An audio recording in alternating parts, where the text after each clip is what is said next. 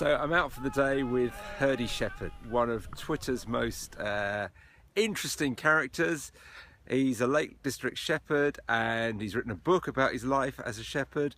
He's got about 40,000 followers on Twitter and he combines the best of the new world and the old. He's a really passionate guy about the importance of farming here in the Lake District, of sticking to the traditional ways, and we've been out for the day with him.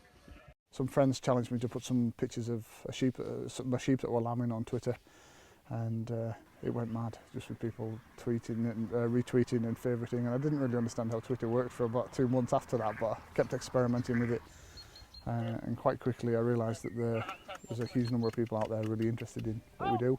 I think some people think what we do isn't an interesting story, and I love the fact that it is an interesting story, and that's been shown through the Twitter, not just my own, but other people's Twitter feeds, and through things like the book. I think people really do want to know about where their food comes from, or want to know about farming and sort of traditional ways of life. Help! Go up!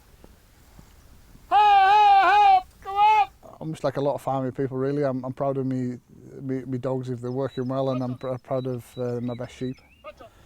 So yeah, it's quite nice to share, but yeah, I would say Floss must be one of the most famous sheepdogs in the world. She's even got her own hashtag, and she's quite famous, and we've put some short clips, video clips on Vine the other night, and there were 650,000 people looked at Floss and her puppies, which is absolutely mind-boggling.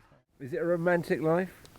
The temptation is to laugh and say no, it's just a hard life, but no, there's good moments as well. We're lucky, we live in a beautiful place, so we do something that we like doing, so I think there's a bit of romance in it, but you'd be silly to say that was every day, because we've just had 6 months of rain and miserable weather. So the truth is, it's both. It's very hard sometimes, and sometimes it's very bonny and nice.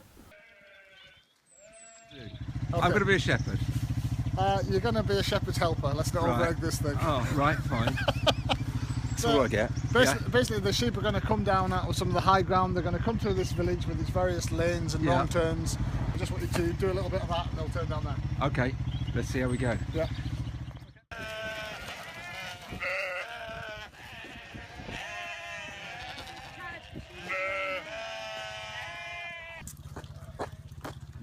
No.